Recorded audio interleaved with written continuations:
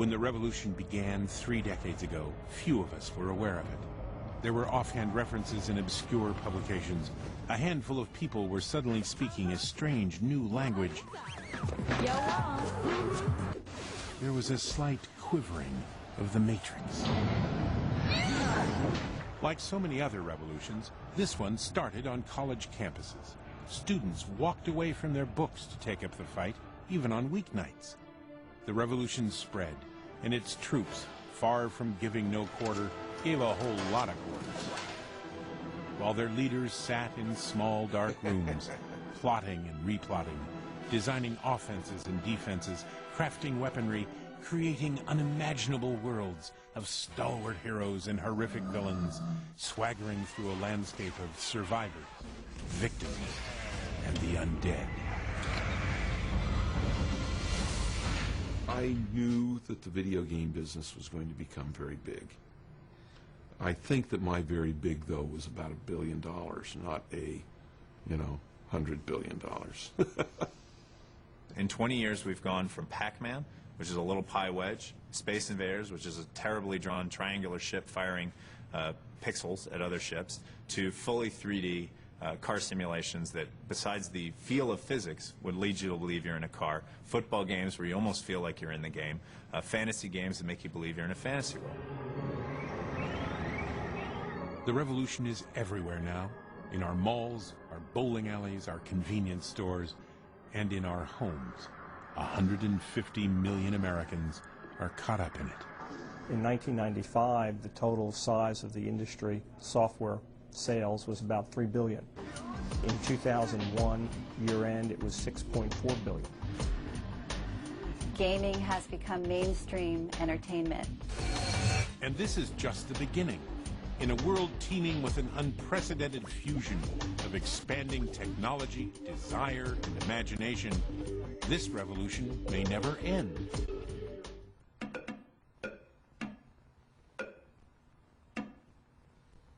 It started this way, with a white dot trapped in a black universe. The graphics sucked, but the control was awesome, and that made all the difference. And I was enthralled, because it was the first time that I could actually do something besides watch TV. I could actually do something on the TV, and it was competitive. Today, the average video game player is 29 years old. Electronic games are just over 30. They've grown up together, and at least one of them has grown up a lot.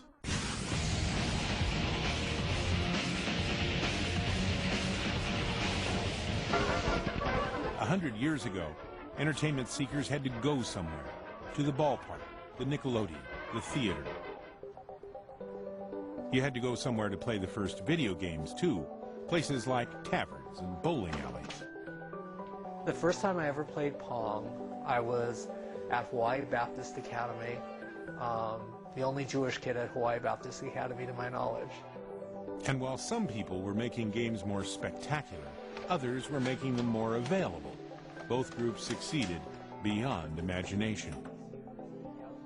You know, the real model we're building is the one in your head, not on the computer. And the one on the computer is just kind of a compiler for the one up in your head. And so, you know, really games are about half technology, half psychology. The genius of video games is that now, instead of our having to go somewhere for entertainment, the entertainment itself takes us somewhere, and we have a say in the journey. We play on home computers, on the internet, on game consoles, on wristwatches and cell phones. We play in arcades and on the way to arcades. We play at the office and at school. We play alone, with friends, with strangers around the world. We play when we're high, low, tense, and obsessed. I don't get it. How do you get off without dying? We die and are resurrected over and over again. We kill millions of people every day and run our cyber surrogate heroes through their paces time and time and time again. And we are not alone. In Europe and Asia, video gaming has become a dominant form of entertainment. Does all this pixelated activity affect us as individuals and as a society? It must. But how? M-rated games also contain aggressive behavior, soft pornography, gore. The vast majority of them are about as artistic as a road accident. Blood, killing, repetitive killing over and over. This is why they're so good at games, they never take their eyes off the game. This is how they learn them. No, I don't think a game turns a kid into a scientist any more than I think a game turns a kid into a psycho killer, but I think if we tap the resources, if we embed them in a larger learning environment, then the experiences kids have in games can be important ways of opening doors. I would love my kids to be playing games instead of sitting in front of the TV. I mean, I would take that any day because games challenge your mind. They really do. They make you think. Whether for good or evil, video games, more than any other medium, facilitate our dreams and fantasies. I think the reason that computer games haven't kind of really gone off in a very strongly, let's say, hardcore adult direction is that we invite the player to be the central starring character of the game. I think it's probably more acceptable to watch certain kinds of behavior than to participate in it. I will never be a fighter pilot. I will never race in a Formula One car. I will never be able to live an action movie. But I can do all of those things through video games. Let me put it to you this way. I'm 56 years old, and when I put a controller in my hand, I feel like I'm 15. And that electronic wish fulfillment is only going to get bigger and better.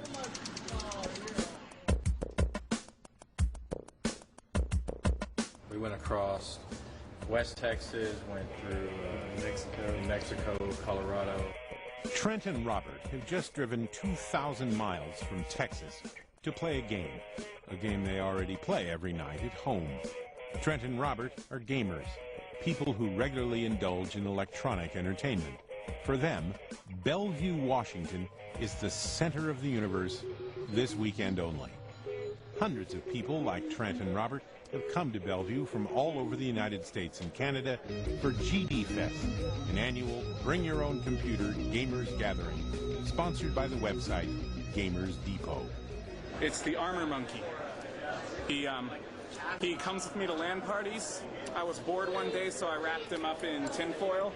Then I was bored another day, and I put nail polish on his sword so he can defeat his enemies. Some fest attendees are still kids. Others look like Marine Corps veterans. But they're all here to hunt and be hunted for 24 hours straight and meet others similarly inclined. We're not about tournaments and competition as much as we are about the social environment of gamers. And it's viewed as a non-social activity played by pasty white guys wearing black clothing. And to a degree, it's that way. But a lot of these guys have played online, maybe for a couple of years with guys they've never met, but talked to, and now they are meeting each other for the first time. And then it has a 3.0 6 gigahertz, 800 bus. Where do you want the computer? Well, you guys can have it now.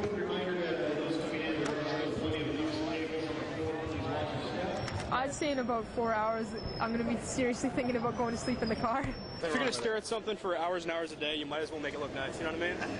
It's like your car looks nice, why doesn't your computer look nice? No, but there's no muffler on it. I mean, you always try to make it go faster, too, so, you know, that's the way to go. Their fathers gathered at the drive-in, show off customized Buicks, chopped and channeled Chevys, little deuce coupes. They've gathered in Bellevue to show off Alienware, Logitech Wi-Fi, overclocked Pentium processors. But it's still all about image, power, speed, and passion for the vehicle that gets you where you want to go. It's a BioStar motherboard with a chain tech, the GTI 4600, 128 meg. It's got a 120 gig hard drive with an 8 meg cache. Back in the burger days, eventually Dad fired up his GTO and headed out to cruise the strip. Gamers fire up and head out too, into the game. And just as in the old days, you know you're doing something interesting when other people stand around and watch you do it. That's how video games started, with people standing behind a guy, watching him play a game. But who that guy was will always be in dispute. like the true originators of the airplane, the sewing machine, and the patty melt. There are many contenders for the title of first gamer, but there's no doubt he was playing on a computer as big as a garbage truck and just about as fast. It could have been this computer, Cambridge University's Electronic Delay Storage Automatic Calculator, the EDSAC. In 1952, Cambridge student A.S. Douglas illustrated his doctoral dissertation by creating a game on the EDSAC called Noughts and Crosses. Douglas was a groundbreaker in two ways. He was the first gamer and the first guy to play games at work and get away with it. Maybe. Another massive early computer put to gaming was at New York's Brookhaven National Laboratory. There, in 1958, Willie Higginbottom, who a few years earlier helped build the first atom bomb, created Tennis for Two. It was a computer game, not a video game, and computer-specific, too, so it couldn't travel. Space War, from MIT's Steve Russell, could travel, but only on the geek circuit, to guys who had access to $100,000 computers and knew how to use them. In 1971, Spaceware showed up in the Student Union at Stanford. We went in there and we just sort of saw it there, and it was empty, nobody was at it. We went and played it, we had fun. Came back towards the end of summer, same thing was there, but now there were 10 people deep around it. It was so popular, people were just surrounding it. It was a really awesome game to play, a two-player game. There was evidence from the very first time the public was able to see these things that this was going to be big, if anybody was watching, and Nolan was. Nolan Bushnell, was the perfect guy to start the video game revolution. He was an electrical engineer, but he was also a carnival midway barker, drawing in the suckers to knock over the milk bottles and see the two-headed dog. He wasn't the first game maker or the best, but he was the first guy to take the game ball and run like hell with it. He wasn't the guy designing the box that attracted customers. He was the box. I actually created computer space in my daughter's bedroom. Bushnell's computer space required players to read instructions before playing. In those days before arcades, it was placed in taverns and bars where a lot of drinkers, already pushing their personal intellectual envelopes on pinball machines, found computer space far too complex. It was a mistake Nolan Bushnell didn't repeat with his second creation. It was a game that was mind-numbingly simple, so there was no learning curve. It was Pong. The first Pong, created for Bushnell by engineer Al Alcorn, appeared in 1972 in a Sunnyvale, California tavern. And the unit, after one day of use, completely filled up the coin box.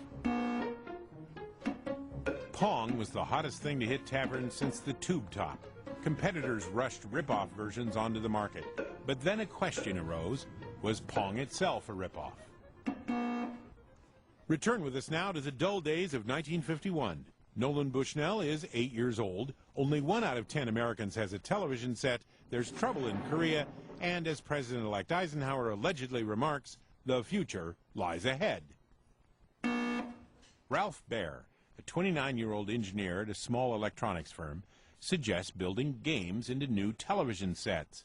His boss says, forget it. Ralph doesn't forget. 15 years later, he creates the first home video game featuring a magical, on-screen, red box. The player had a controller with a lever, and if you pumped the lever really, really fast, the box turned blue, and that was the game.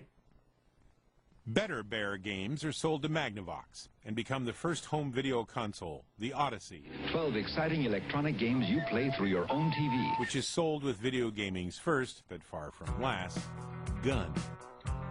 In May of 1972, Nolan Bushnell, all grown up now, plays Odyssey Tennis at a dealer demo and signs the guest book.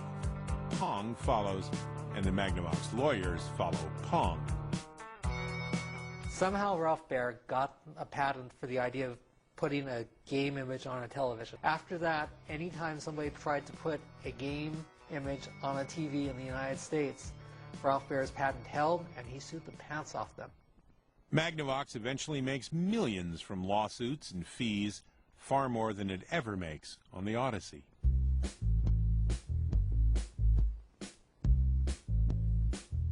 By the end of 1974, there were 100,000 coin-operated video games in the United States. Most of the arcade offerings were Pong, or Pong-esque. So naturally, Nolan Bushnell started thinking about a blockbuster home version, the toy of tomorrow. We took the first video game, home video game, to the toy show and sold none. Zero. Nada. The toy industry wasn't interested, perhaps because in 1974, the Shrinky Dink was the pinnacle of toy high-tech, magically shriveling up as it did. Toy makers also associated Pong with taverns, other smoky places, joints where guys think Shrinky Dink is an insult, not an object, and sports are the traditional obsession. So Bushnell called the buyer for Sears Sporting Goods. And he was actually on our doorstep the next day. He'd gotten a flight, flew out. Eagerness pays. In the 1975 Christmas season, Sears sold 150,000 units of its home version of Pong. Thanks to arcades and Sears, Atari was taking in nothing but cash. In some ways, Atari was the first major company started by a group of Age of Aquarian idealists. Perhaps more accurately, Atari was the first Age of Aquarian idealist business, making $109,589 a day. And for employees, that wasn't Atari's only attraction. The hot tub in the engineering department had a very serious reason.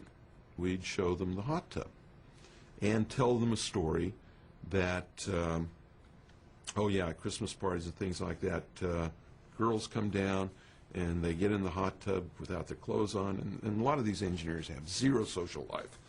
And the whole idea of actually seeing a girl naked was something that was really, really fun for them. Of course, this was in days before all the other craziness was going on with sexual harassment and all that. But it was a thing where we would have parties, and late at night you'd occasionally find, you know, some of the. It was a different era, and it was a party atmosphere, and the engineers just loved it.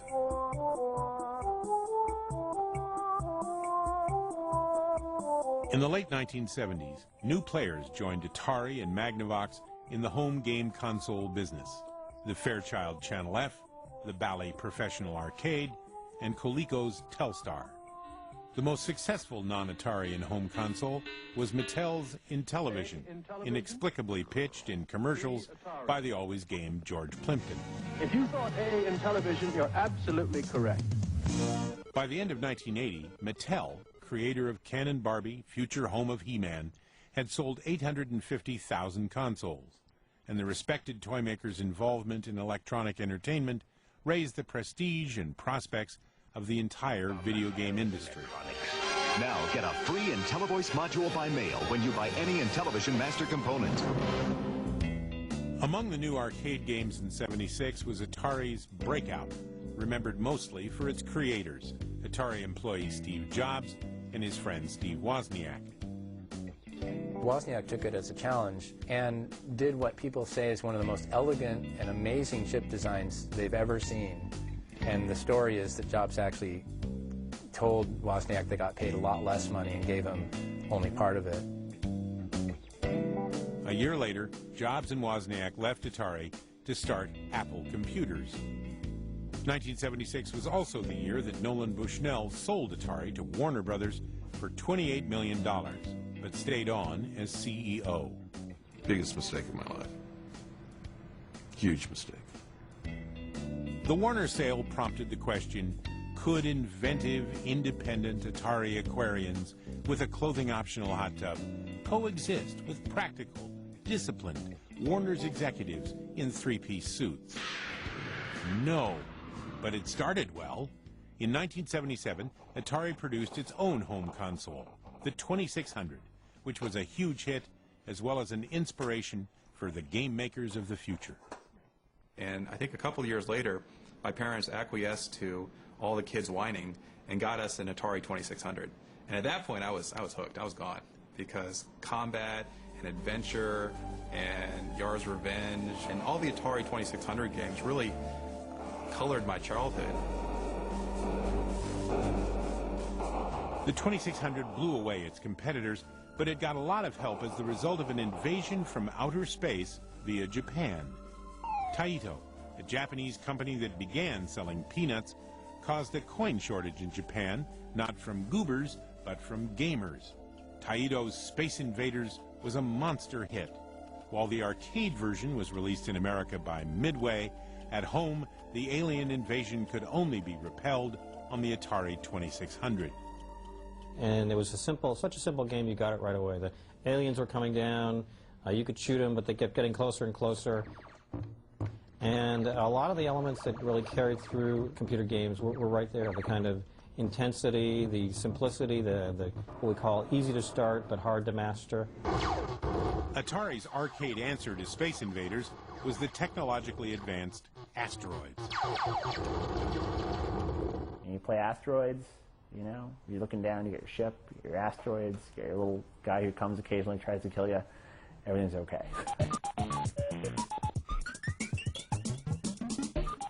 In 1980, a real ball-buster of a game arrived from a Japanese company called Namco. In the old country, it was called PACMAN. But American distributors feared wise guys with magic markers would change PACMAN's graphics into something a bit more offensively Anglo-Saxon. Enter Pac-Man, Goblin. Hundreds of Pac-Man clones, copies, hacks, and rip-offs instantly appeared, and they keep appearing. Games like Lobe Runner, starring the heads of Don King and Mike Tyson. Pac-Man, video gaming's first real character, was marketed in story and song, television, and lunchbox lids. But can you remember when it was, you know, when it was like a special, amazing, weird thing? They have a Pac-Man at the 7-Eleven. All the kids are there. It's kind of like boxing.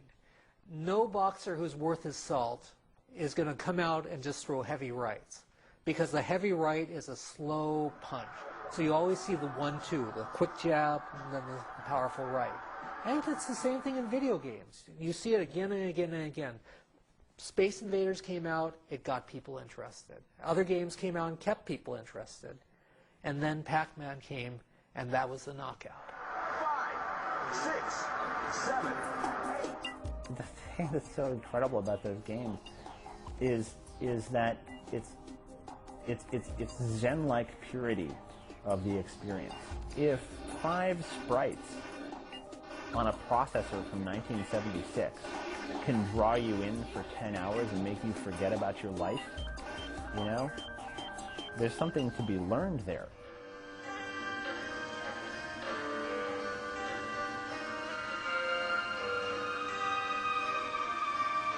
Early video games drew you in first by the novelty, then by the intensity of the destroying aliens, being eaten. But even at the beginning, part of their appeal was traveling to new universes and escaping this one. It didn't take much of a game to get there or stay there. This is Lily, born in America to Laotian parents. She's blind and her family is poor. There's not much going on in Lily's real world. She listens to music and television. She reads a lot. As we entered the gates to Horrorland, we had no idea that in less than an hour we would all be lying in our coffins. Most of Lily's life is spent alone, sitting and listening. But now she sits and listens with friends she can hold in her hand. This right here is a Pokédex, and that Pokemon is Chikorita. And this one is Bayleaf. That's my favorite Pokemon. I know it's kind of weird for somebody that's blind that could play with a Game Boy. I don't know, I just felt like playing. And this one is Typhlosion. Well, I just wish that I could see what's going on in the screen. Like if you run into people like in the game, like a Pokemon trainer or something like. Lily gets all she can from her game, and it's enough to take her away to a place she likes. No one would complain that she spends too much time in that place. But to the parents of kids with more options than Lily, the obsessive, even addictive potential of video gaming has been a concern since the first teenager went into an arcade in the 1970s and had to be dragged out by his mullet days later. You know, if you picture a kid staying up all night trying to solve a problem, am I describing him trying to do his homework today? Probably not. I'm describing him working level by level through a game. There's a common assumption out there that all kids play games, and for the most part that's kind of true. I mean, I think finding a 12-year-old kid who's not played a game is really hard to do. We surveyed the MIT student body, and we found 100% of them had played games. On my own personal experience, through my history of gaming, which I started off with Pong, I've always found myself having to limit the amount of hours I play because it's easy for me to get lost in a game. Not so much that I'm addicted to it, but there's certainly addictive qualities to these great games that come out once in a while. And though realistic violence in games was rare, most of the earlier games dealt with notions of contested space. You go back to PACMAN. There's no shooting, there's no bloodshed. What we're dealing with is a struggle for control and possession over space. And for PACMAN, it's moving through the screen, gobbling up little pellets, trying to avoid the ghost. But it's still a very intense experience of competition, of combat. You had Ferdinand Marcos telling people, get rid of your arcade machines in 82 or 81 or I'll destroy them. So the Philippines banned them. In Mesquite, Texas, there was a big suit. Even some concerns that if an alien ever did land on Earth, all of us American kids have been trained to kill the kid by Space Invaders and other such games. Marco Farrell got into the arcade amusement business, selling pinball machines and foosball tables. We ended up repoing some 5 arcades from a creditor or a debtor that we had that owed us $50,000. So we took over their arcades, and they needed somebody to take care of the games. Voila! So they pulled me out of the warehouse, and they sent me to school down at Cal's Coin College in Oklahoma City.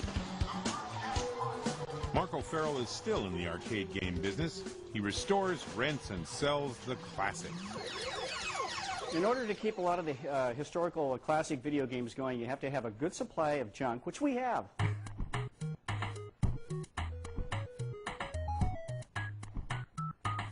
By the time Marco Farrell matriculated from Cal's Coin College, video gaming's brief history already had 2 certified legends.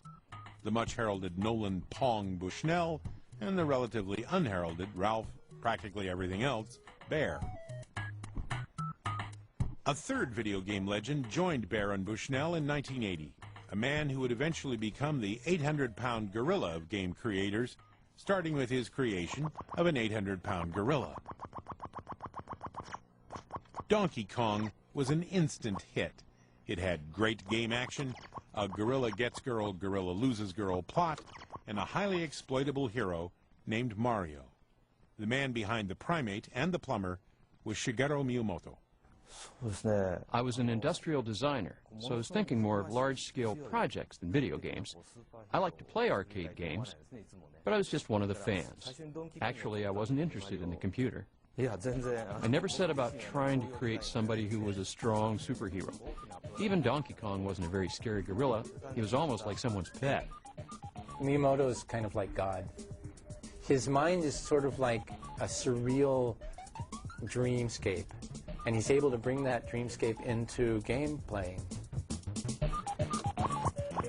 With Mario, Pac-Man, Pong, and Space Aliens filling screens everywhere, the game industry looked like it was good to go and go big at the start of the big business 1980s. It was a nickel-and-dime operation, to be sure, but a lot of nickels and dimes, and especially quarters. But in 1981, Americans dropped 20 billion quarters into arcade machines. They played 75,000 man-years of arcade games. The future seemed especially rosy at Atari, which controlled 80% of the video game market and provided 1/3 of Warner Brothers' total income. And then came December 7, 1982. A date which will live in infamy. That Tuesday afternoon, Atari announced a profit increase, not of the predicted 50%, but of only 10%. Overnight, Warner Brothers stock started circling the drain. Eventually, the company lost 1/3 of its value. In 1983, its Atari division alone lost $500 million. The crash happened for many reasons. There was the highly anticipated 5200, Atari's sequel to the 2600. Most gamers agreed it sucked. Even Nolan Bushnell thought it sucked. Nolan Bushnell wanted to kill the 2600, and he wanted to kill Atari's fledgling pinball department. And instead, Warner decided to kill Nolan Bushnell. Well, not to kill him, but they put him out on the beach is what they would call it. Warner also rushed into production a game based on the film E.T. Wonderful movie, lousy game. And most of the company's great game designers, pining perhaps for the long-lost hot tub, left for their own or more agreeable companies. Bushnell himself departed in 1978. Meanwhile, hack designers flooded the market with lousy games. The public got burned and bored by the video game industry, and though millions of people were still playing, the business just died. All that seemed left to do was bury it. That real and symbolic burial took place in Alamogordo, New Mexico, not far from where Willie Higginbottom's first atom bomb went off. 14 Atari trucks carrying millions of unwanted game cartridges dumped their loads in a hole. The cartridges were crushed and then covered with a concrete slab.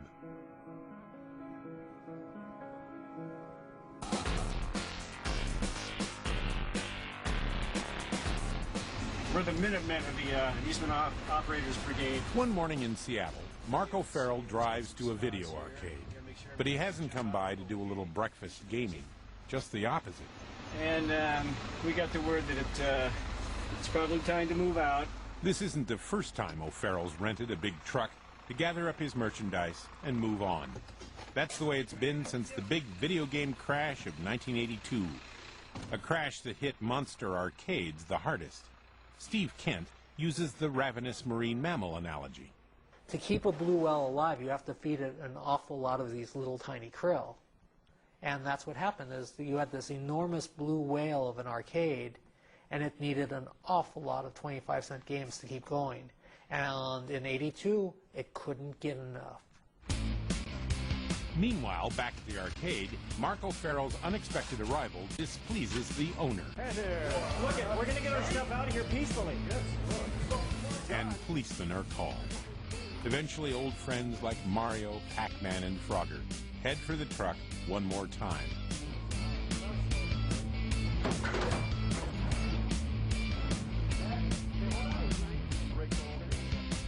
Back in the crash, handcarts emptied thousands of belly-up arcades, even as great games continued to be released.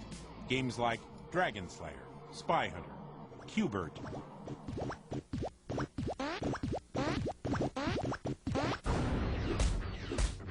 and an arcade game based on Star Wars.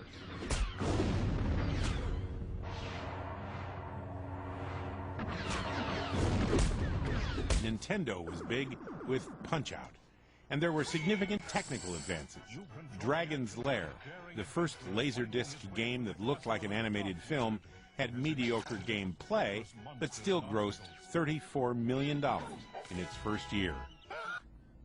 At the same time, home computers had finally reached the technological and financial level needed to become generally available. The personal computer was Time Magazine's 1982 Machine of the Year.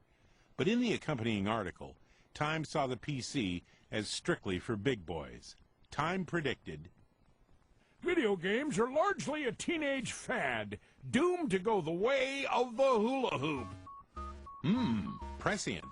In '83 and '84, the ever-increasing number of home gamers had new products to play with, the Commodore 64 and the latest from Apple, the Macintosh. Inexorably, the video game business was turning towards home. 25-cent, 3-minute electronic adventures were becoming history for most gamers, and that would have a profound effect on game design, technology, marketing, and money.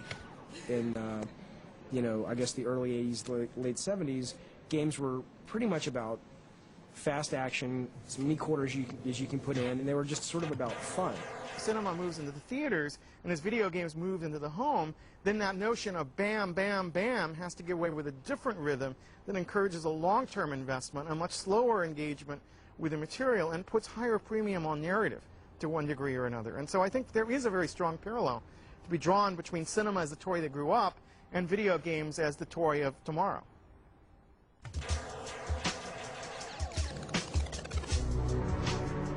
In 1984, 15 million ecstatic Japanese gamers had a new toy to play with, the Famicom, a home console from Nintendo. A year later, renamed the Nintendo Entertainment System, or NES, it arrived for test marketing in New York. And it was a huge risk for Nintendo to bring it out because nobody really thought it could do well. Nobody thought there was a market anymore. They thought it was all gone and dead. And they had a very difficult time getting it into the stores that first year they launched the product because a lot of retailers had been burned by the failures, the boom and bust of the earlier era. The NES went national in September of 1986 with games like Donkey Kong Jr., Mach Rider, and Duck Hunt, where you could choose to kill clay pigeons instead of ducks if you were especially fond of ducks. But the game that really sold millions of NES consoles was Shigeru Miyamoto's Super Mario Brothers. The sound was better, the pictures was better, the gameplay was incredible, and I was blown away. There was a resurgence of video games with Nintendo, which suddenly burst forth on the scene. Everybody was playing Nintendo games all of a sudden, both at the arcade and on personal computers, which were just beginning to filter into households. Not everyone was giddy about the NES. Well, one time, my sister and my brother and we were fighting over our Nintendo, and my mom stepped on it and smashed it and then threw it away because we were fighting over it so much. So I guess she didn't really approve of it that much. Nintendo did have competition, including the Sega Master and the Atari 7800. But with 90% of the market, nothing could beat Nintendo's double whammy of Mario and Miyamoto.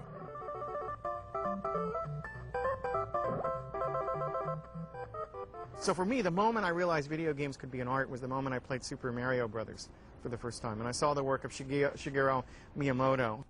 In the games I create, the main character of the game is really the player. So if you compare video games to movies, the player is the star of the game. So when you finally achieve your goal, it's not just the game's main character that has struggled so much, it's the player too. The player is the star. Better than anyone else designing games at that time, Shigeru Miyamoto understood the basic appeal of video gaming. After his success with Donkey Kong and the Marios, he again triumphed with The Legend of Zelda. I think The Legend of Zelda, the original on the NES, was probably the gem, the most perfectly designed game I think I've ever seen. To create an environment that you wanted to move in, explore, find hidden depths in, secret passages through, and that becomes the essence of game design at a particular point in time.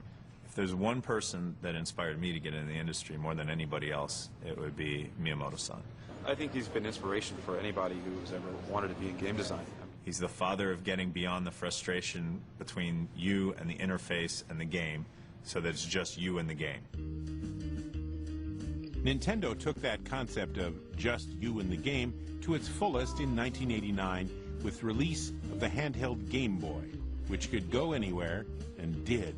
It drove parents and teachers mad, and its games and graphics were rudimentary, but it became the most successful game machine ever made. The first Game Boys came with one of the most successful games ever created, Russian Alexander Pashitnov's Tetris, a problem-solving challenge that emerged internationally in a blizzard of ownership and distribution rights lawsuits. When the whole world seems transformed, you've been Tetrisized. Nintendo introduces Tetris. It will mesmerize you. Tetris challenges the mind and puzzles the imagination. No other game can stack up to Tetris. Nintendo, now you're playing with power. All game designers and publishers want a Tetris to sell, a game that can be played everywhere, by everyone, and is. In Japan, Tetris was so addictive that worker productivity was affected. But in Japan, they truly love their games. The Japanese video game industry is nearly as large as the United States, although the population is only half as great. So if you think about it, that means they're buying 2 times as much video games per capita as we do in the United States. It's a massive market. But a very different market.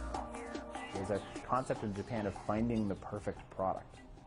Right? This is why gummy candies in Japan are individually wrapped in 4-color plastic, which are then collectively individually wrapped in a 4-color plastic bag, which is then wrapped in a cellophane wrapper, which is then wrapped in paper with a beautiful picture on the front, right? Because it has to be perfect. And in the U.S., you just dump the gummy candies into a bag and hang them from the little thing on the shelf, right? Each year, American game makers gather to show their wares at the epicenter of the Japanese gaming market, the massive Tokyo Game Show. Unlike the equally influential Electronic Entertainment Expo in Los Angeles, the Tokyo Show is open to the public, attracting many people who come dressed as their favorite game characters. Creating a successful game no longer means just finding a way to implement your idea and making sure it includes a character some kid will want to dress up as on Halloween night. Now you have to be able to predict whether that game will play in Peoria and Sapporo. And you can't afford mistakes anymore. If we make a mistake, well, we're screwed. But if we actually called it right and actually picked the right title for the right audience, then we reap the rewards. In 1994, we published a game called Way of the Warrior, which took 2 people $80,000 to make. It was considered a cheap game, but it was certainly not a bargain basement game. A normal game then cost $100,000 to $250,000 to make. These days, we're spending $10 million to make a game. Why has it gone up so much? People continually ask that. It's actually pretty simple. Back in those days, we were making a game with no 3D animation, with no voiceover work, or very little voiceover work, with no artificial intelligence, much simpler world, much less time that you could get out of it, that you could play it. These days, we're making games with hundreds of thousands of polygons, millions of polygons. Everyone has to model. Someone has to model every single polygon. We have hundreds of frames of animation. The creation of a computer game is like a voyage almost. I mean, you start at a certain place, but you really don't know where you're going to end up. You start off with a very vague idea, and it's this voyage of discovery. A lot of great games you'd never suspect had these incredible, painful, surgical births,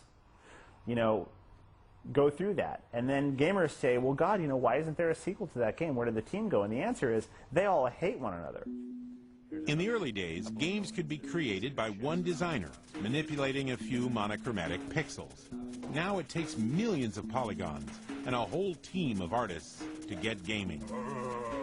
From the drawing board to the keyboard, these animators take a concept sketch and give it life on screen with a light pen and a digipad. The next stage is to rig the model with a bone structure so we can actually animate him. My favorite thing about the character is the facial expressions. Plus a body that can do anything from swinging a sword to dancing the rumba. This is one of my favorites. Does a James Brown splits. The characters can then be placed into interactive environments that are as animated as they are. All right, so when the models have been created and textured and exported into the game, we use a tool called Siege Edit to actually construct the game. And we populate it with 3D objects and 3D characters. If I pull out a little bit, you can see that it's very simple geometry for terrain, populated with a bunch of these trees. So the final product will look like this.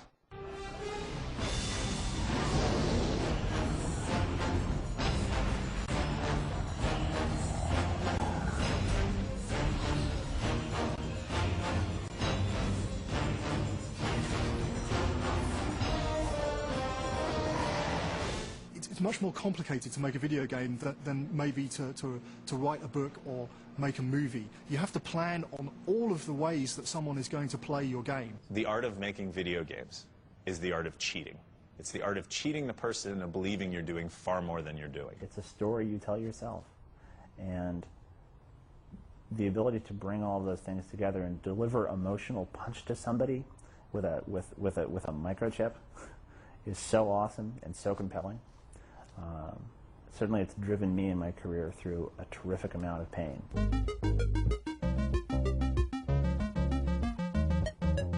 In 1989, the first Sega Genesis consoles appeared. They were shipped with a version of Sega's arcade hit Altered Beast, and soon thereafter a wide variety of games appeared, some arcade-inspired, others new to the system.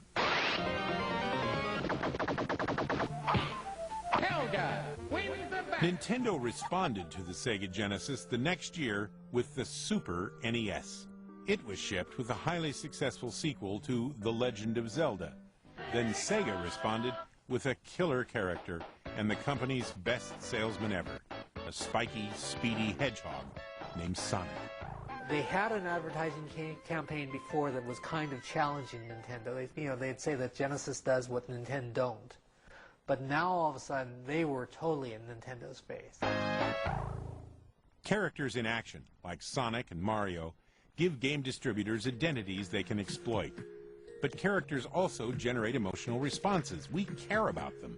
Getting emotional reactions from players has become an important design objective for game makers. I mean, we're not doing anything particularly different with the stories that we create, other than we're telling them in an interactive environment. I think that's how we are changing the way that stories are told. It's not passive anymore. We're asking players to become a part of the story now. We can do that with laughter. We can do that with tears. We can do that with pride. We can do that with every single human emotion in video games. Many of my fans have cried at certain moments of some of the games that we made, but making people cry is relatively easy. Making them laugh, making them fully feel excitement and pleasure is a lot more difficult. Designer Peter Molyneux has brought his latest creation, BC, to Microsoft's research labs. He's testing to see if the game is too difficult or too easy before he finds out the hard way, through bad reviews and lackluster sales. Okay, thanks for coming out to Microsoft tonight. My name is John. I'll be your moderator for tonight's session. Keep in mind when playing that we're not testing you, we're testing the game. So if you love the game, please tell us. If you hate the game, please tell us that too. So go ahead and start playing. Nearby, psychologists measure players' emotional responses to BC. We've got an overhead camera, and we'll be focusing a bit on you as you play with the control. So what's going on here? One way to get an emotional response from an audience has been known and common since the first cave person decorated his cave wall with a dying mammoth stuck with spears. Violence. Implied, actual, or graphic. Violence has enhanced, some would say plagued, video games from the beginning. By 1992, a lot of people had had enough.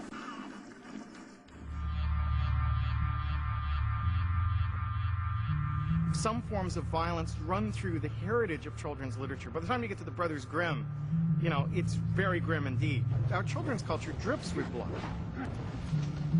But now that we're reaching a much wider audience, the realism of the graphics, the content that we can create can be so much more intense. We have to be responsible. In 1992, the arcade game Mortal Kombat arrived in homes. Sega Genesis owners could choose between a bloody or blood-free combat. Super Nintendo fans only got the anemic version. No one got mercy, while Sega got a lot richer. In its first decade, Mortal Kombat generated $1.5 billion in revenue. But it also generated the attention of 1 million concerned parents and one powerful senator. I want to show you the tape of an advertisement for Mortal Kombat. Young Bobby Engels has a problem. He needs to earn the respect of his peers. So he gets gets Sega Genesis, the ultimate action system. And then he buys Mortal Kombat, the arcade edition, and the all-new Shinobi 3, and Marvel's X-Men. Now, things are pretty much okay. They said chocolate chip. Parents need to understand that video games use a very basic educational premise. You might remember when your child was in the 3rd grade and they had to perform very time tests toward multiplication. And when they did multiplication and they got 100 on it, then they got to go to division. Video games operate the same way. When you start the game, you have the first level, and you have to kill so many people out there in the game. Once you kill so many, you get to go to the next level. You're immediately gratified by your performance. I think people can learn the wrong things in these worlds if you're not careful. If, for example, killing has no consequences or it's rewarded. There's a legitimate concern that some of those attitudes will carry over to the real world. Testifying before the Senate about video games is not an experience I'd wish on a dog. If your defense on Night Trap is that it's for your adult market, then it seems to me you've got an obligation to put out a separate Hot 93 titles for adults instead of... This was just picked off the shelf by one of our staff people, and it was just done in the last week. Now, if you've updated your rating system, I hope that you'll also update your promotional system. I have a friend who's a medievalist, and he makes the point that most medieval outpicks are very little other than hack and slash, except that periodically they stop, they bury the dead, and they mourn the loss. So if anything, medieval violence, Shakespearean violence, Homeric violence is more bloodthirsty than anything we dare represent in games today. But what we're missing is that quiet moment of reflection. Video game makers didn't respond to complaints of too much violence by adding a few cyber sobs over the bodies. If you want a quiet moment of reflection, they said, drop the joystick and try Zen. They responded by creating the Entertainment Software Association and by implementing and marketing their own rating system. Now, I love sports, but you gotta play the game that's right for you. Same with computer and video games. That's why parents should make sure each game is right for their kids. How? Check the rating. Every game box has a rating symbol that suggests what age the game is best for, and a content label that tells you what's in the game. When you check the rating, you know what to expect. See, you gotta play the game that's right for you. We can't stand Alexander killing people all the time, or Emma killing people all the time. You know what? We've already told you about 1 million times. Wait. One? We turn the damn thing off, you know, because we can't stand it. Yeah. So there's no question about the fact that we have a very, as I said, visceral reaction that there's got to be something wrong, something dehumanizing about Alexander or Emma killing people all the time, and we're just not going to let it happen to the best of our abilities. Ironically, some game distributors use the rating system to justify making even more violent games. Nintendo, for instance, prohibited fatality scenes in its creations until the ratings were instituted. Then they said, with the distribution of Mortal Kombat 2... Well, it's got a rating on it. Go, fatality away. Do whatever you want. On the one hand, I'm a game designer, and I believe in freedom of expression and no censorship, and that we're artists and we should be allowed to create. And on the other hand, I have a 12-year-old son who plays video games, and I'm very concerned about the content and the messages that he receives from video games. Flawless victory. Fatality. Mortal Kombat had recently come out then, and I said, well, Max, I'm concerned about violence in games, and I'm concerned about what impact it's having on you or what the message is. And he just looked at me with that, how kids are, and he said, right, Dad, yeah, get real. I mean, like, I really want to rip somebody's spine out. I know it's a game. It's just a game. Do you know that? And I haven't worried about him since. This is great father-son bonding as we blow each other up here. There are bad things out there. There are things that I don't want my child to see, just like I wouldn't want my child to go to a movie theater and see Natural Born Killers if he was 10 years old. There are video games that are the natural born killers of video games that you should keep your children away from. Sid Meier, Jason Rubin, and Russell DeMaria aren't the only game industry workers who are now old enough to have game-playing kids. And that may have an effect, if not on the game violence to come, at least on the warnings parents get about potentially disturbing products. If you're a good parent, you raise your kid, teach them how to watch TV, teach them how to read the media, you teach them how to not get so sucked into it just because the McDonald's commercial says you have to have French fries and a hamburger. If you're a good parent, you teach them how to deal with the Matrix, you know? When we come back, the second most famous name in the world grabs a big piece of the action.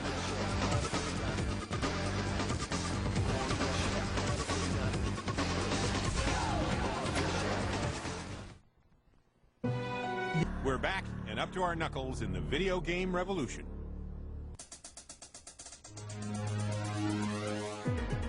If modern gaming was born with the NES, it had a big growth spurt on December 3rd, 1994, when Japanese gamers first encountered the PlayStation.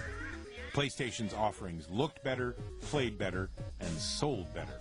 100,000 units in Japan on the very first day. Americans were equally enthusiastic, pre-ordering 100,000 PlayStations and buying 2 million in year one. No new product ever sold so well, so fast, for PlayStation's maker, a company that until then had only done incidental video game work, but a company with the world's second most recognizable brand name and electronic entertainment expertise, Sony. They did the hardware and cut deals with hundreds of developers to make the games. Nintendo responded with the Nintendo 64 and one of the most anticipated, most hyped games ever made, Mario 64. The plumber hero was back, he was 3D, and he was selling.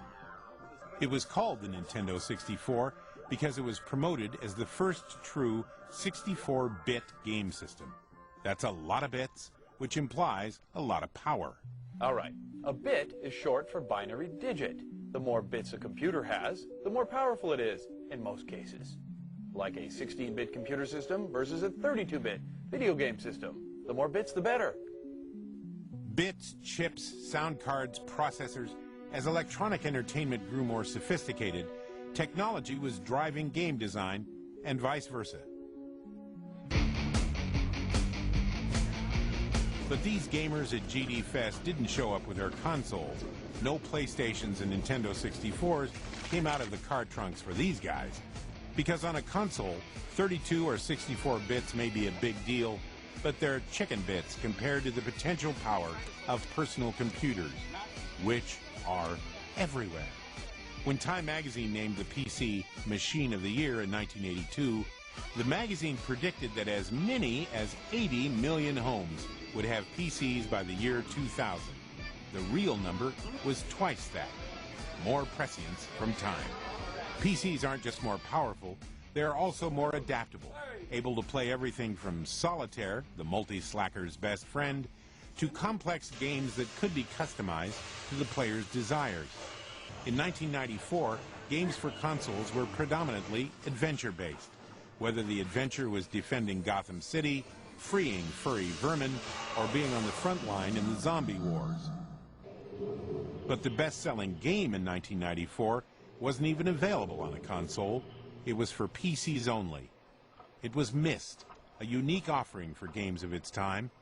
At the beginning, you're on a beach, on an island, and that's all you know in advance. Everything else has to be discovered. Millions of people are still landing on Myst's beach, proving that players want more than a singular experience. They want to explore. They want to think, not just run around.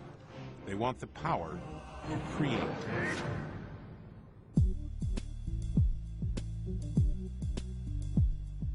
I took a stick and I, like every kid, stirred that anthill up and all the ants went crazy and I just sat watching them and then I realized that, you know, I could just throw a little sweet down and they all gathered around the sweet, and to some extent I felt like God.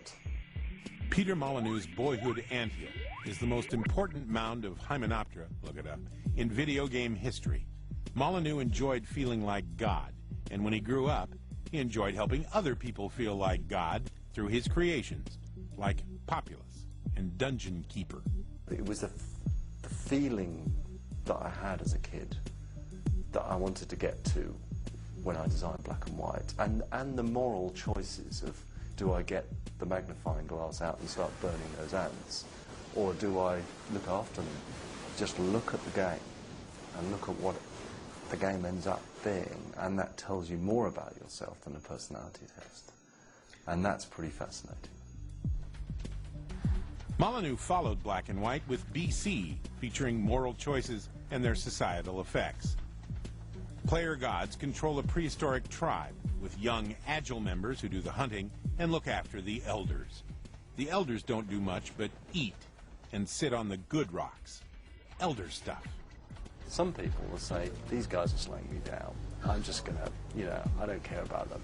Actually, they're paying a price because the older people, they know stuff more and they're able to train the younger ones. So that is all part, again, the moral complexity of, paying the price for your hot-headedness.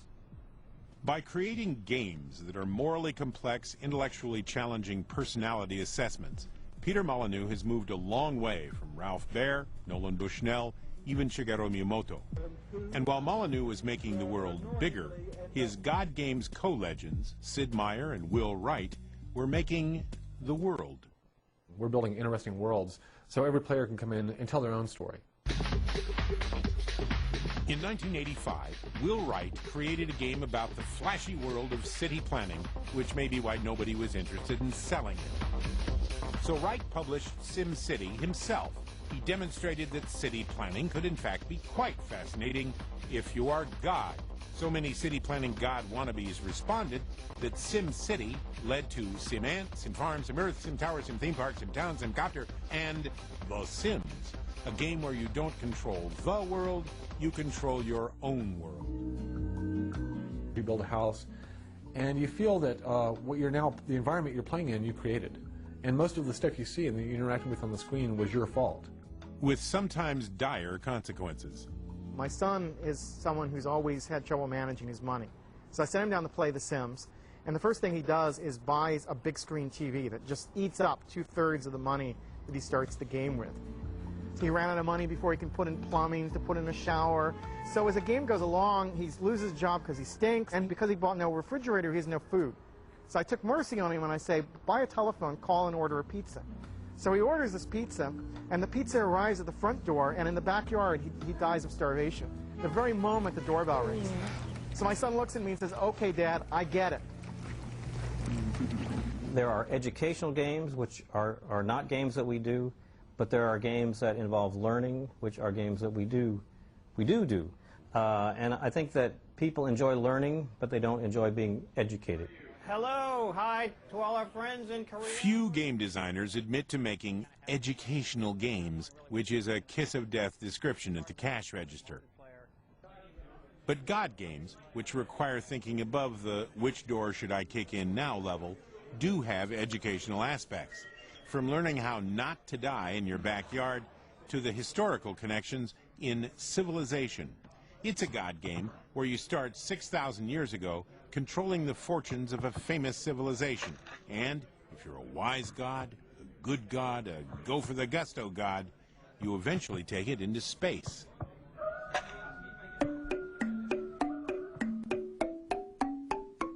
The Cro-Magnon people, 25,000 years ago, present-day France. These prehistoric people are hunters who live in caves throughout the year. They don't move with the seasons. The Union Pacific was built westward from Omaha, Nebraska. In this grade school class, as in thousands of schools around the world, video games have become a useful tool for teaching practically every subject. Cool. I'm going to put fire on it. Especially how to use a computer. Take your arrow up to subject. Here. All the way up. Click and pull down. It's on subtraction. Do you want subtraction or addition? Addition. Okay, click it on addition. Amelia likes the games at school better than the games in her home, although what's at home for most people, games by boys, for boys, is changing. I have this computer game called Nancy Drew, and she solves mysteries, and I like it because I like mysteries a lot. And in my Nancy Drew game, you have to find a key to the Queen's castle, because there's two castles stuck together.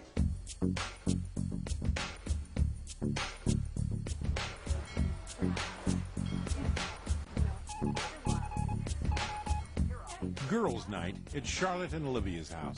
Not the stereotypical gossip and makeovers. These girls and their moms have gathered to solve the mystery of the haunted carousel. When my oldest daughter was 5 years old, we bought our first Nancy Drew, The Secret of the Old Clock. And as we were nearing the end of reading the whole series, we started thinking, like, now what? Now what do we do? For a new generation of girls, the answer to now what was on screen. But sometimes when we get a game, you know, that's all we do for days. Yeah, you're addicted. Play the game. You've got to know what the next chapter is. You do. And you just keep going until you think about it in your sleep. At Her Interactive, Megan Geiser is challenging the notion that girl gamer is an oxymoron. Her's motto is, for girls who aren't afraid of a mouse. And that's becoming a lot of girls. 43% of the gaming market is now female. People actually thought that girls were computer phobic, that they didn't play video games, and that there is no market for girls in interactive entertainment, which is absurd. I'm not really into the beat 'em up, shoot 'em up thing, but I like a game that has intrigue. Publishers before were asking us, why do you make games for girls? And now they're asking us, how do you make games for girls? Historically, games for girls relied on shopping, fashion, and other stereotypical female interests. You have Barbie, on the other you have Quake. And there's lots of room for creative development in between. Okay, Nancy, here I go. Nancy Drew isn't the first heroine in a video game. That was probably Ms. Pac-Man. We don't know a lot about her. There's not a lot of backstory to Ms. Pac-Man, other than her obvious weight problem. But we know this heroine is a British finishing school graduate travel writer, Sasquatch hunting master thief, mercenary with more developed girlish charm than Ms. Pac-Man and probably 99% of the women on the face of the earth. Lara Croft, Tomb Raider, first appeared in time for Christmas, 1996. Creator Toby Gard says he was providing an alternative to the underclothed, whimpering women as victims that are featured in other games. Laura has more dignity, he feels, and her abbreviated clothing is just practical apparel for somebody in the tomb raiding industry. Apparently it can get real muggy down in those tombs. Laura's not the first big healthy girl in games, and she won't be the last. But at Her Interactive and elsewhere, they're working on more realistic alternatives. The Lara Crofts out there have obviously been designed for the male audience. And, you know, she's a strong character, but what we're trying to do is really create substantive characters, strong characters that females can relate to. Another healthy thing about Nancy Drew, you drink milk.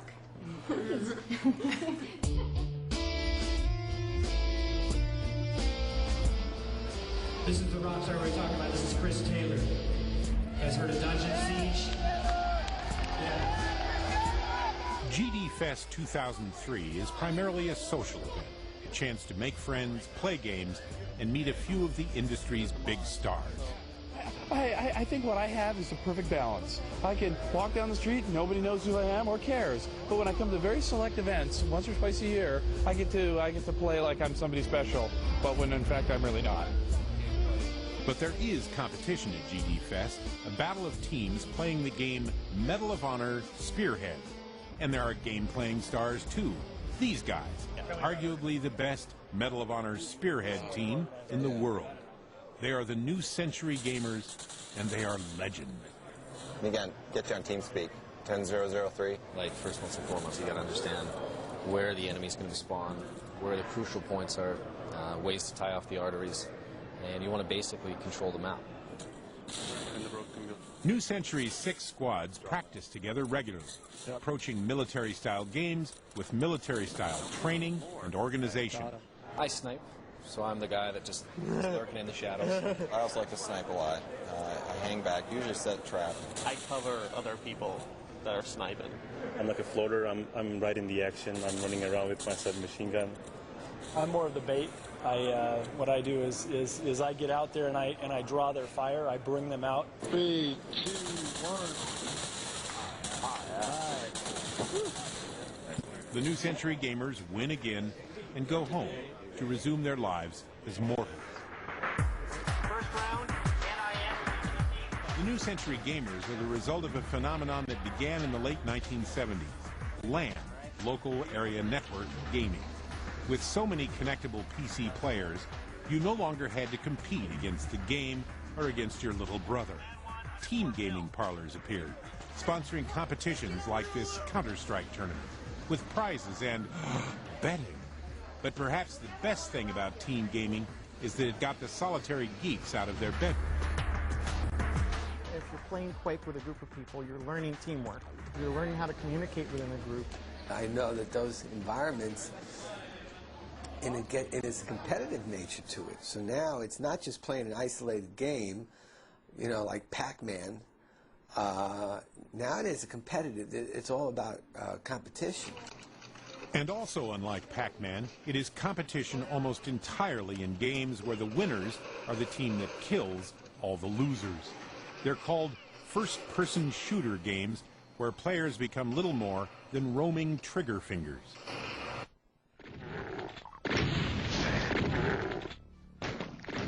When the conversation turns to video game violence, 2 titles are almost always mentioned. The same games most often mentioned as being among the best conceived, best designed video adventures ever made. I first found that out when I played Doom. Played 18 hours straight, all the way through the night. A creature jumped out from behind one of the walls that was right next to me, and I literally fell back in my chair onto the floor. In the week after Senator Lieberman's 1993 hearings, a new game was released with, for some people, the prophetic title of Doom. What you find out, though, is that for these kids, blowing somebody's head off becomes rapidly boring. You do it once, do it twice, do it 3 times, okay, you're pretty much done. Now there better be something else the game does for you that's exciting or cooler. Doom was that game, from an innovative Texas company called id and its boy genius founder, John Carmack. He started as a hacker, turning Mario into a game called Dangerous Dave in copyright infringement. With the technical advancements Carmack developed for Dave, and they were revolutionary, he created Commander Keen. Carmack and id's first big hit was Wolfenstein 3D, a kill the Nazis first-person shooter game that further enhanced the company's reputation as technological innovators and masterful designers. But it was Doom that would make id one of the most admired, influential, and controversial game creators in the world. Doom came out, and Doom was extremely violent. It was also a brilliant game. It wasn't the first-person shooter game, but it was this one where you were bouncing, and you really felt you were inside this guy's head. The other game that is always mentioned whenever the subject of violence and brilliant design comes up is Grand Theft Auto.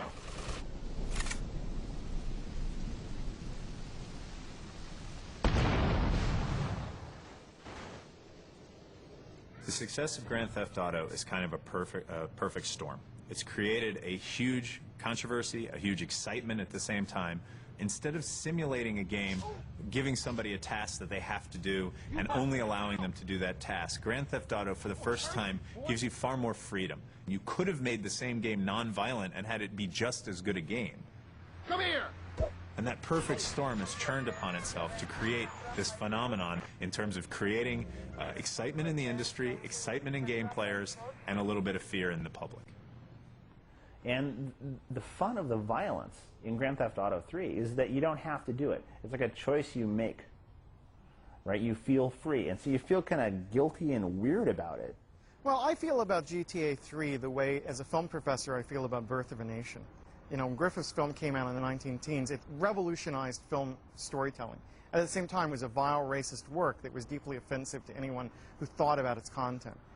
Grand Theft Auto 3 is a revolutionary game. It is going to transform the way games tell stories. It is very, very important for the games industry. On the other hand, it is full of puerile, sophomoric elements that you really want to smack the game designer across the head and say, why did you have to put that in that game?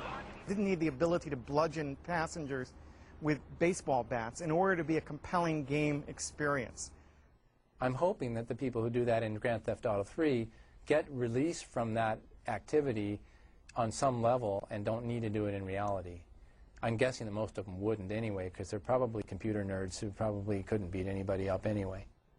When the most compelling high-tech game experiences available are also among the most violent, it's no surprise that for many, violence and video games go together like Godzilla and power lines.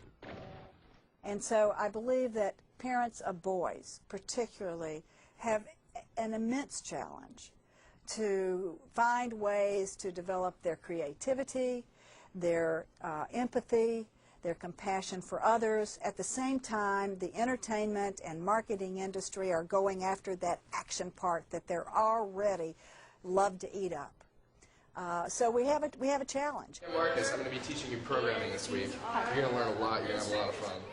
Every year, especially in the summer, especially at colleges, kids go to computer camp, where some learn to program, others to animate, and many, especially boys, learn how to create games. Hi, how are you? Good. Marcus. Jeff Loftus. How do you do? Alexander. Alexander? Do you know which program you're signed up for? One of the young game builders in camp this year is Alexander Loftus, age 10. His psychology professor father, Jeff, co-wrote Mind It Play, 1983 psychological investigation of video gaming. 20 years ago, video games were an academic interest for Dr. Loftus, but now he has Alexander, who is increasingly drawn to violent games. Go!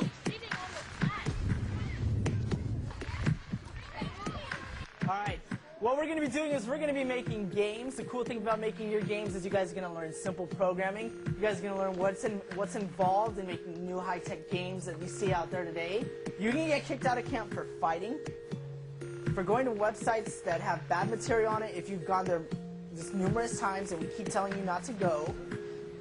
But we have these rules about the games you design, and number one rule is no guns. Second, there can be no gore. There's no blood or anything like that. Oh, no, I didn't say You basically have to deter their interest from violence. And by deterring that, you give them something that's harder. Yes, all right, perfect. This guy. All of them probably have a violent game. Kids even bring their games here. The fact of the matter is they can't play them. Can't play those games. Alex, you have to turn that game off. Oh, come on. You get 3 seconds to turn it off. 3, 2, 1. Okay. Oh, it suddenly turned off. We spend a lot of time trying to enforce various rules about which kinds of video games can be played when. No! He's Alexander? attacking me. I know, but How? No.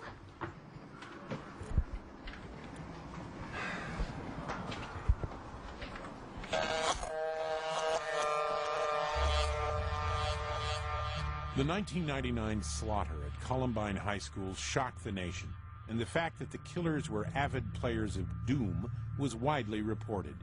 Americans searched for a reason for this incomprehensible act, and some found it in the electronic obsessions of the murderers, Dylan Klebold and Eric Harris. The two teenagers that acted out the game of Doom at Columbine High School created a national tragedy, asking us as a country, what would compel two kids to go in and kill all their friends and teachers? But they loved and almost worshipped the game of Doom. They played it. They played it out. I think for the boys at Columbine, watching that video over and over and over and again, it decriminalized the concept of blowing somebody's head off. So that influenced these two teenagers to go and do something that was unthinkable until it occurred. Every independent researcher meaning every researcher who's come to this without a preconceived notion trying to prove that video games are harmful, has looked at the literature and said there is absolutely no evidence to suggest that violent video games are harmful. No harm, no foul is a contention vigorously denied by critics of violent games. But the question of whether fictional violence generates real violence has been debated since Beowulf. Why should video games be any different? I don't think video games in and of themselves would be sufficient to make an otherwise psychologically normal kid into some sort of psycho killer. You know, what we find when we look at media is that media has the most profound effects in reaffirming things we already believe and do, and has the weakest effects in changing our behavior. The kids in Columbine were being harassed. So, you know, for them to go to school every day was very scary. The most common factor in school assaults isn't video game playing. It's that the attacker has been the victim of bullies. But there is evidence that some violent kids get inspiration from violent games, even learning how to kill efficiently from gameplay. The question is whether these young killers are societal aberrations or the effects of a preventable cause. And if so, whether game makers have the responsibility or even the ability to prevent it. It's an older market, and just as it's not fair to say that every movie must feature blue fluffy animals so that kids can watch it, it's not fair to say that every game must be, you know, you must play every game as if you're a child. That's not realistic. The folks who complained that maybe PACMAN wasn't such a good influence on people, or that Mario was violent because he was stomping on folks with his butt. Now they take a look at Doom 3 coming out, and boy, you know, those days of the 80s don't look so bad anymore. 30 years ago, the industry defended game violence by saying it was so unrealistic, no player could possibly see it as violence. And aspects of that argument still exist. It's violence taken to such an extreme that I don't honestly think anyone could think that they would really be able to do that in real life. You can get hit by 200 bullets in that game and you'll still keep walking. In real life, you get hit by one bullet, you're not going to be doing much.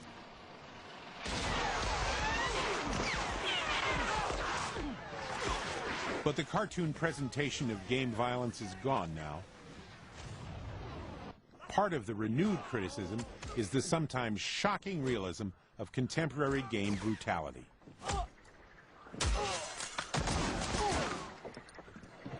Sergeant, what happened here? There was an accident, sir. They were coming from the side street, and our driver didn't see them. One organization, at least, is pleased as punch about the stark realism of modern video games, the military. The boy has critical injuries, sir. Eagle Base is Eagle. In a program developed at the University of Southern California by the Center for Advanced Research in Technology for Education, or CART, soldier trainees learn how to handle difficult situations, in this case, peacekeeping in a virtual Bosnia, with interactive, computer-generated troops to command. The more real the interaction and computer generation, the more effective the training. In the scenario we designed, the trainee comes to the situation, he discovers that there's been a traffic accident. The trainee is trying to get his troops redeployed to a different area, and this traffic accident is going to delay him. We're not focusing on training people to shoot because, frankly, the military already knows how to do that. No, we're not leaving. We're staying here with you. Only some of them are going. Your son's going to be fine, man. The CART program uses artificial intelligence technology that will undoubtedly appear in commercial electronic entertainment, just as previous work for the military has. The current world of online simulation games, as I understand it, did derive from these kinds of military simulations. A number of the folks who developed the early games in that area had worked in this area. But the CART creation is more God game than first-person shooter. Trainees are learning to make logistical choices, but also ethical decisions. But there are Army games where players get to fire off a few rounds. The most famous one isn't for soldiers, though. It's for soldiers to be. At the E3 Game Makers Gathering in Los Angeles, real soldiers on real ropes dropped in to introduce America's Army, Operations, a video game created by the Army as a recruiting tool, featuring cyber soldiers being all that they can be. You go through basic training. You're taught, here's what the weapons will feel like when you fire it. Here's what it'll sound like. There's no place in this game does it say join the Army at all. They wanted to teach Army values, that it isn't all about running around with a gun killing everybody. There's a point and there's a purpose. You're going after and you're following a mission. Do we want our tax dollars be used to create a recruitment tool and a video game styled tool that can be downloaded without parents' knowledge? We purposely have built it so that when you turn and try to shoot, say, your teammate, like you can do in a lot of consumer games, you're instantly sent to Fort Leavenworth for 10 minutes in a lock shot. No fragging. No fragging. Millions play Operations now and its sequel, Special Forces. The military has found an enthusiastic audience in young men with a demonstrated interest in shooting things.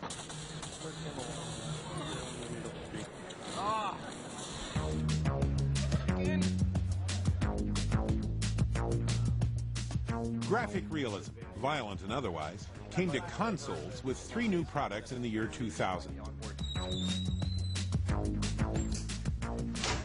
Sony released the $300 PlayStation 2, 4 times more powerful than its predecessor and able to play all the games people had purchased for the 75 million PlayStations already out there. PS2 also had a built-in DVD and CD player. 3.5 years later, 60 million PS2s had been sold worldwide. In November 2001, Nintendo's small but powerful GameCube arrived, using special CDs and featuring great action, with games like a new Mario, of course, and Resident Evil. I think you'd better take a look at this. What is it?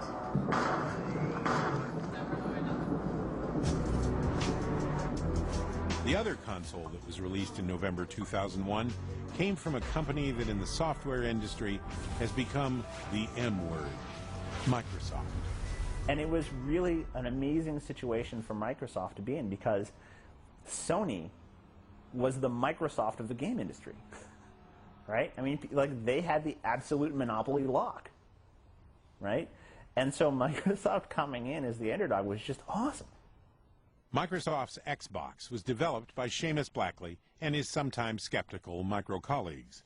And they had this very traditional model. They said, you know, those very traditional things about it has to be low cost and all these different kinds of things. And we were saying on the other end, no, no, no. The only way you make it big in this space is not by having your console be $5 less than the other guy's console. It's by bringing the revolution. It's by bringing experiences to people that they've never seen, can't get anywhere else. And that was our total focus. Not everyone agreed that the Xbox brought necessary revolutionary change, or that great game playing was Microsoft's real goal. The battle was joined, not just by consumers, but by game makers as well. I believe that Microsoft entered the video game world because they realized that their core operating system and word processor, internet systems were under attack from a very unlikely source. They were defending their space on the PC, and what they realized is there are going to be millions and millions of PlayStation 3 or 4s out there. There are going to be millions of people who subscribe through the PlayStation 3 or 4 to online services. They will not be using Microsoft Network. They will be using something that Sony provides. Sony's a company that I think a lot of people admire, and they're pretty cool, and they have a cool style, and everyone thinks of Microsoft as, well, you know, I mean, they're there, and they make these products that we have to buy because there's no competition. The PlayStation 2 at that point was really obviously, you know, a giant, crazy V16 twin-turbo motor, like stuffed into like a Model T Ford, right? So no suspension, tiny little tires like this. I believe Microsoft didn't enter it as game makers, and as a game maker, I want to make games for a game system. People hate Microsoft. Oh my gosh. You know, it was just, it's wild. We would get compliments like, I hate Microsoft so much, those bastards, but I like Xbox. I didn't lay a finger on you. Some people have called the competition between Sony, Nintendo, and Microsoft a battle for control of the living room.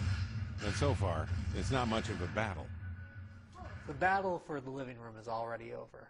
Sony won. Sony won in the first year. Sony won by a pre-first round knockout. It's funny, after leaving Microsoft, like the day you resign, you become part of the culture again that can hate Microsoft. It's really bizarre.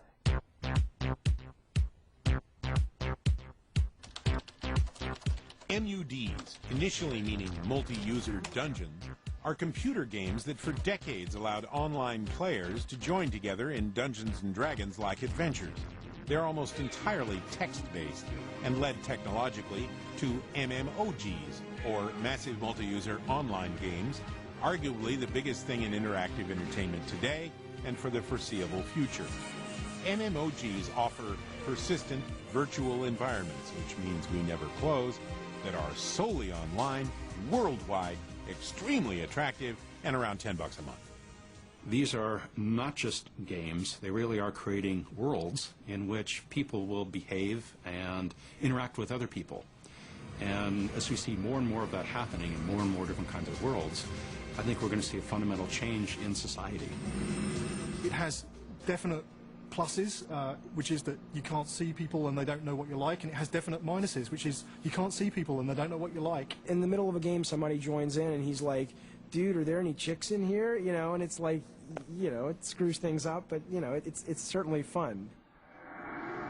Early generation MMOGs like Meridian 59 and Ultima Online led to MMORPGs, massively multiplayer online role-playing games, like Sony's EverQuest. An EverQuest player can choose an identity from 15 different species, including 4 kinds of elves, plus 1 kind of froglock, in 15 different classes, including Beastlord, Necromancer, Shadow Knight. 40 selectable skills are available, including backstabbing, bashing, and taunting. Then it's off having adventures on 5 continents. One can imagine how these life choices appeal to someone whose sole species choice in real life is human, whose class is exclusively working, and whose skills are typing, filing, lifting, hauling, and commuting.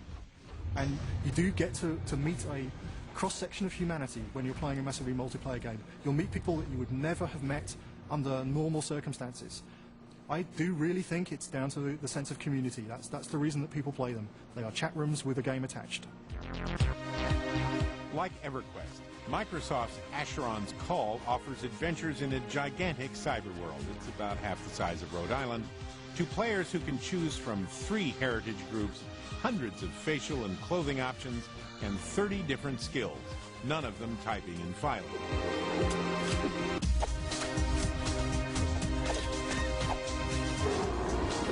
We were standing there and I just said, hi, you were my patron once, or my monarch once, and we just started talking.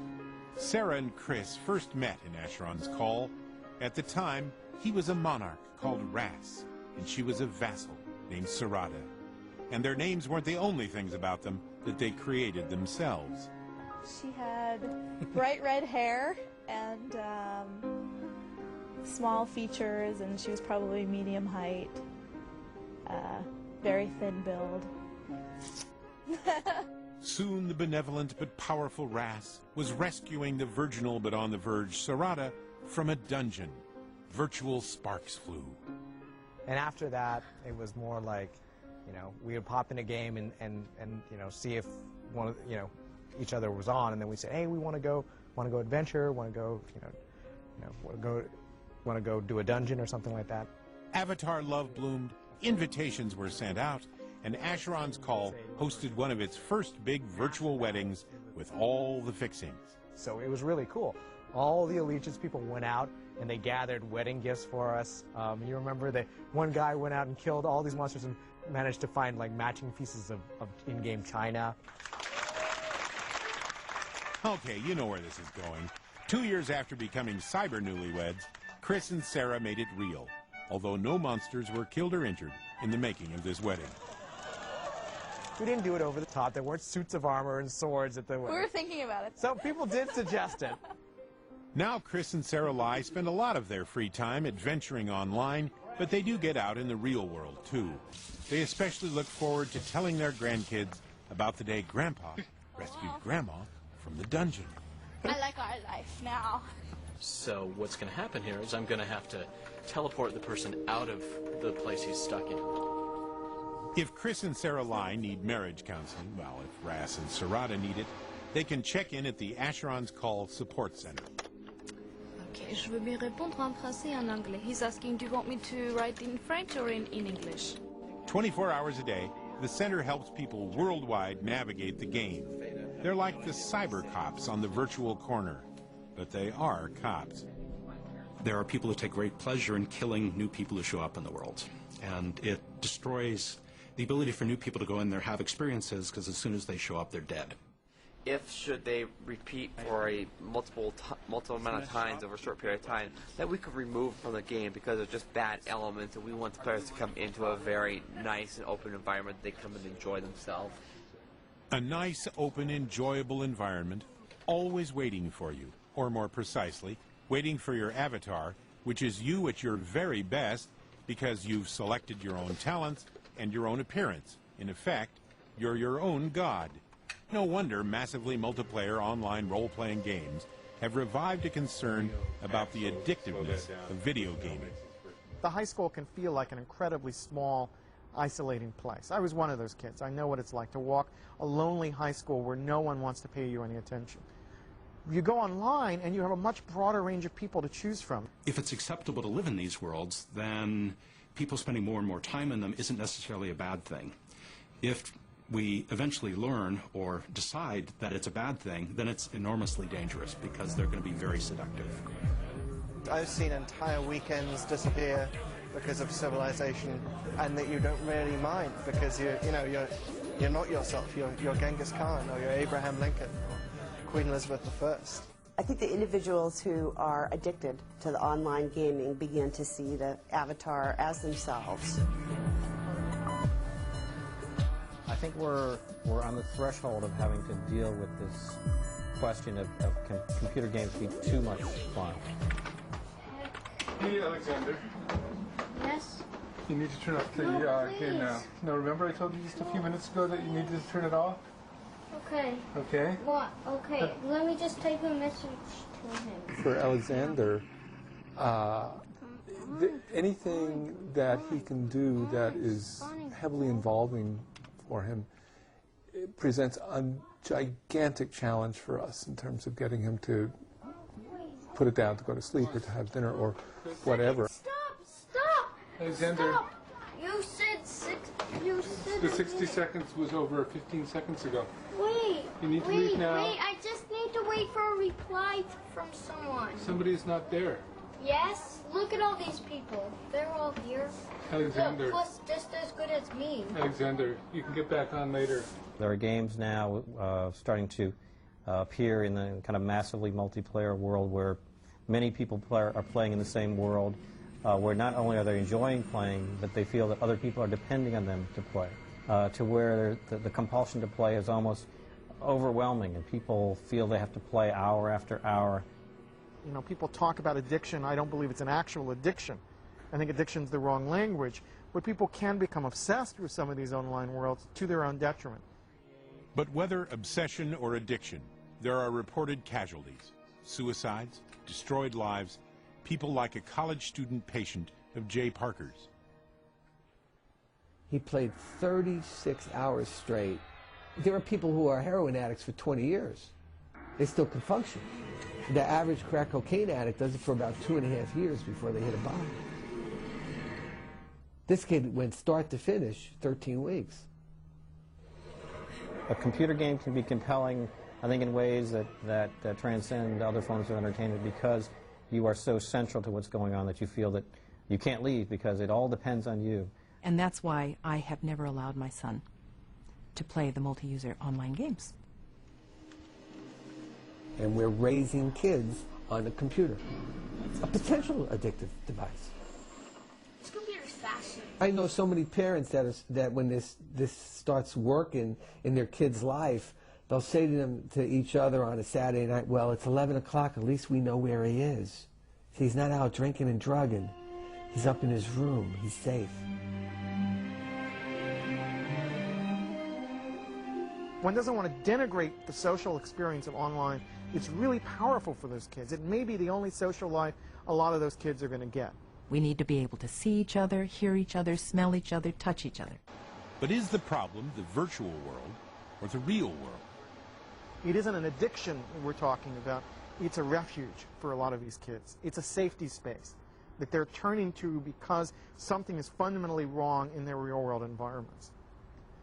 And I think we've got to figure out how do we learn from these online spaces things that are necessary to provide communities that are supportive for kids that are different, and carry those back into our real-world spaces. We don't want to lose the real world. We don't want to lose physical exercise. We don't want to lose person-to-person relating. If we lose that, where are we going to be? It would be like a horrible sci-fi, movie. Get the sound as well. Making the Matrix. Only this isn't making the movies, it's making the video game based on the movies, including an hour of new scenes performed by the film's original cast at an estimated additional cost of $20 million. It's called media convergence.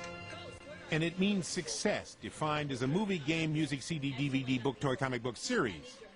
The video game as an afterthought is as old-fashioned as the bolo tie. And it's not because movie makers are just dying to tell you more. GoldenEye, the movie, cost around about $100 million to make and made around about $200 million at box office. Very healthy profit. GoldenEye, the computer game, cost about $4 million to make and made around about $250 million at retail. And that gives you an idea of the perspective of what we're dealing with. Right now, the computer companies go to John Carmack and they say, please, John Carmack, tell us what's going to be in the next Doom or the next Quake so we can build our hardware around it, so that we can have graphics that will support you. What are you looking for? What do you want? What will make you happy?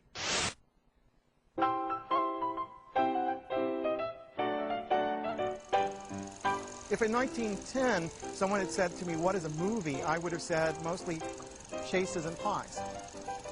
Now if you say what's a video game, many of you will say it's just explosions and car wrecks. But if we take 10 years out from 1910 and begin to look at what Chaplin did to the custard pie and the developing character, it's a very small set of steps between what's an early stage of a medium and a medium that begins to achieve its creative maturity. As an arcade attraction, cinema had to depend on some very basic emotional, mechanical appeals. It had to have acts of violence. It had to have titillation around sexuality. In other words, it had to do exactly what games had to do at the beginning of their form. Both films and games started in arcades, but for some, the video game world is still arcading. And just like the movies fought television, video game arcades are fighting home computers with challenges that can't be recreated in the living room. Games with large things to ride, hoses to point, walls to climb. At the same time, online game design, driven by exploding technology, will be creating universes in gamers' heads. They want better graphics, they want bigger worlds, they want better sound, they want more revolutionary design.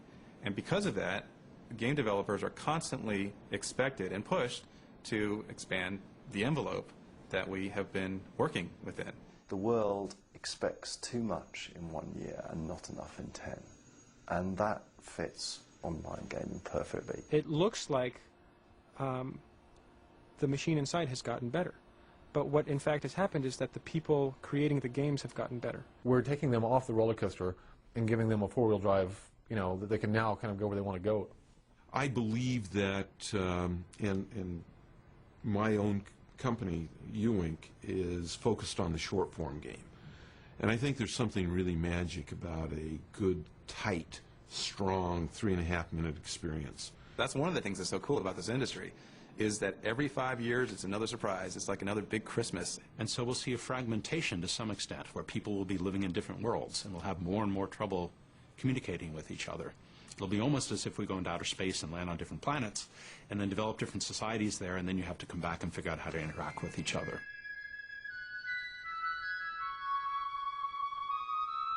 Some game makers think a future of only big, flashy special effects worlds is a mistake.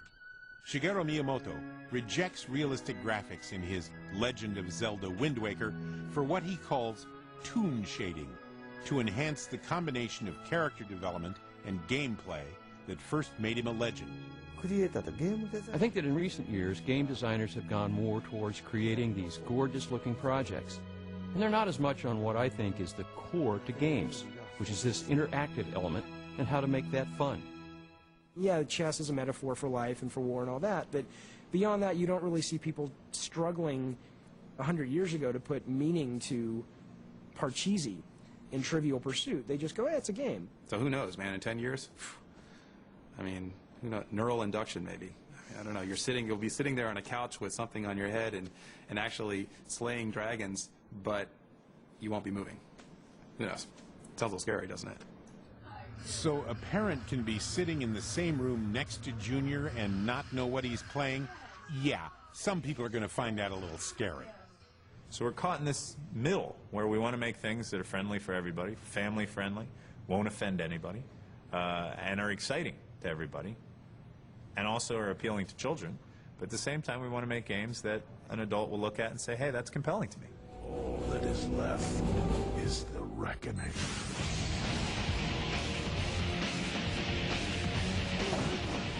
Thanks largely to the expansion of broadband and wireless technology, the video game industry is predicted to have a compound annual growth rate of more than 15% through 2008. That's the good news. But there's sure to be trouble in that rosy future. The issues of violence and recession are not going away. And there's the additional concern that as more people go to their cyber worlds to be someone else, they'll stop being themselves in this world.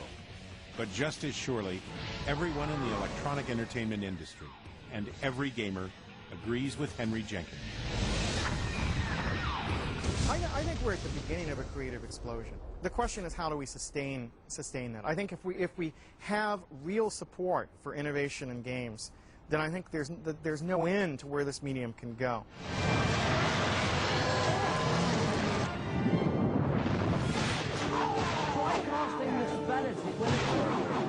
As the driver hits his mark, the crew will go around. They'll go to the right side first. That's straight and it's far. A great shot here. What is that?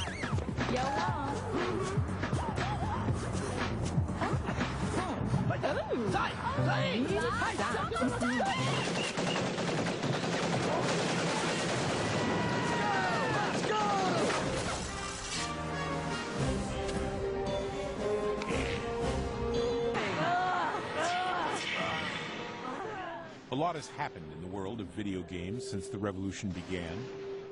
And if game makers wonder whether their art will endure, if it has true meaning and power, if there can be something noble in creating entertainment and escape, then the proof isn't in the new century gamers, or the Lie family, or the bits, pixels, and polygons of the next technical leap forward. Then the proof is something much simpler. It's Lily. The future of video games is easy. Games will do what they do now, only more so. More realistic, more compelling, and more inclusive, which means more games for kids, families, women, adults. Technically, we've already had a glimpse of future gaming, the holodeck bit in Star Trek Next Generation. For you non-trekkers, the holodeck is where the Enterprise crew goes to relax, a completely immersive, computer-controlled game environment. A few years from now, you might have a game room in your home, which doesn't mean games in the room. It means the room itself is a game. You'll walk in and say, PlayStation 12, give me Myst 10. Instantly, the room becomes a dense forest full of adventures you experience in every possible way. Or, let's see, The Pirate's Revenge. You're at sea, swashing and buckling in a game based on a movie that hasn't even come out yet. You'll be in the movie before there is a movie. Xbox 5, let's play Grand Theft Auto 9. Or you're on a city street being stalked by a thug who's trying to bash your brains in. Only he's actually a thug avatar. The real human being trying to bash in my brains and move on to the next level of the game is a 10-year-old girl named Misty, who's playing against me from somewhere else in the world. She's carefully chosen to look like that. Game over. Except that the games will never be over again. They will continue. But we won't. Thanks for coming on this visit to the video game revolution. I'm Greg Palmer. Say goodbye, Misty. Goodbye.